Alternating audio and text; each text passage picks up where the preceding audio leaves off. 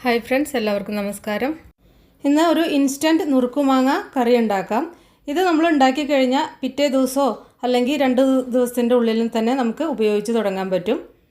അപ്പോൾ നമുക്ക് കണ്ടു നോക്കാം.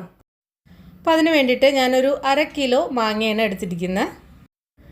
മാങ്ങയുടെ തൊലി കൂടുതൽ കട്ടി തോന്നുന്നുണ്ടെങ്കിൽ ആ തൊലി ഒന്ന് ചെത്തിയിട്ട് ഉണ്ടാക്കുന്നതായിരിക്കും കൂടുതൽ നല്ലത്. അധികം കനമില്ലാത്ത തൊലിയാണെങ്കിൽ നമുക്ക് ഇതുപോലെ മുറിച്ചിട്ട് നേരിട്ടിട്ട് ഉണ്ടാക്കാവുന്നതാണ്.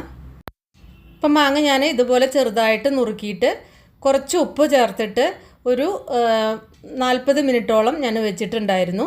അപ്പോൾ അതിൽ നിന്ന് ആ വെള്ളമൊക്കെ ഒന്ന് ഇറങ്ങി വരും. അപ്പോൾ അത്ര നേരം വെക്കണ്ടു. കുറച്ച് കൂടുതൽ നേരം വെച്ചാലും പ്രശ്നമൊന്നുമില്ല കേട്ടോ.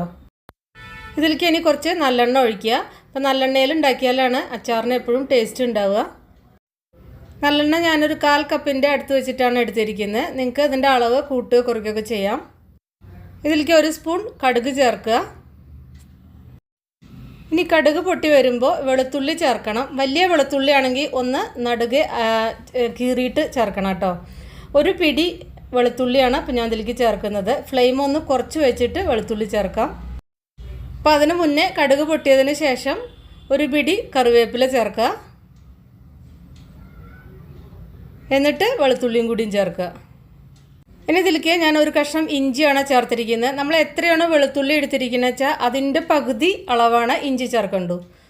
അപ്പോൾ വെളുത്തുള്ളിയാണ് കൂടുതൽ ചേർക്കേണ്ടത്. അപ്പോൾ ഇഞ്ചി ചെറുതായിട്ട് അരിഞ്ഞതും കൂടിയും ചേർത്തിട്ട് ഒരു ലൈറ്റ് ഒന്ന് കളറ് ചേഞ്ച് ചെയ്താൽ മതി. ഒരു 2-3 പച്ചമുളകും കൂടി ഇപ്പോൾ ചേർത്തിട്ടുണ്ട് കേട്ടോ. അപ്പോൾ പച്ചമുളകും ഇഞ്ചിയും വെളുത്തുള്ളിയും ഒന്ന് മൂപ്പിച്ചെടുക്കുക.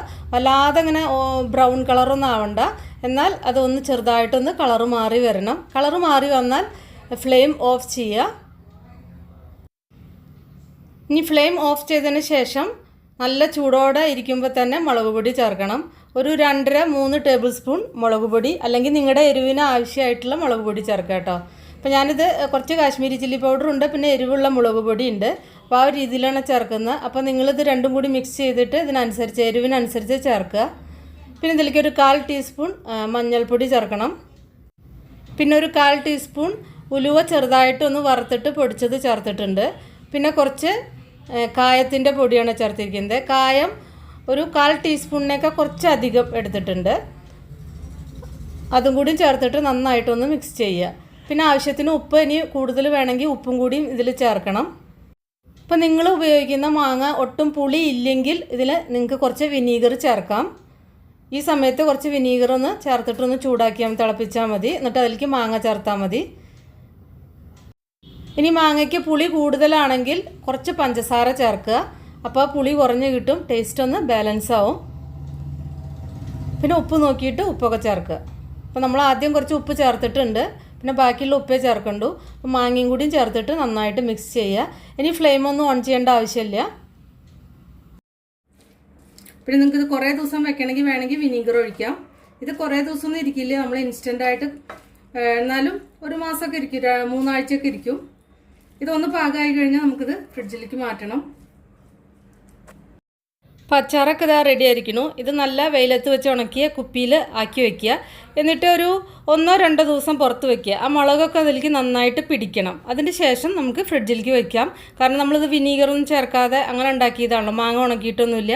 അപ്പോൾ ഇത് എന്നാലും ഫ്രിഡ്ജിൽ വെച്ചാലും ഇത് 3 ആഴ്ച മുതൽ 1 മാസം വരെയൊക്കെ ഒരു പ്രശ്നമില്ലാതെ ഇരിക്കും. പിന്നെ നിങ്ങൾക്ക് കൂടുതൽ ദിവസം ഇരിക്കുകയാണെങ്കിൽ ഞാൻ പറഞ്ഞ പോലെ കുറച്ച് വിനീഗറൊക്കെ ചേർത്താൽ മതി. അപ്പോൾ കുറേ ദിവസം ഇരിക്കും, ഒരു പ്രശ്നമില്ല. അപ്പം നിങ്ങൾ ഉണ്ടാക്കി നോക്കിയിട്ട് നിങ്ങളുടെ ഫീഡ്ബാക്കൊക്കെ അറിയിക്കുക കേട്ടോ. അതുപോലെ തന്നെ നമ്മുടെ ചാനൽ ഇതുവരെയായിട്ടും സബ്സ്ക്രൈബ് ചെയ്തിട്ടില്ലെങ്കിൽ ഒന്ന് ലൈക്ക് ചെയ്യാനും സബ്സ്ക്രൈബ് ചെയ്യാനും ഷെയർ ചെയ്യാനൊന്നും മറക്കരുതേ. അപ്പോൾ നമുക്ക് വേറെ ഈസി റെസിപ്പി വീണ്ടും കാണാം. താങ്ക്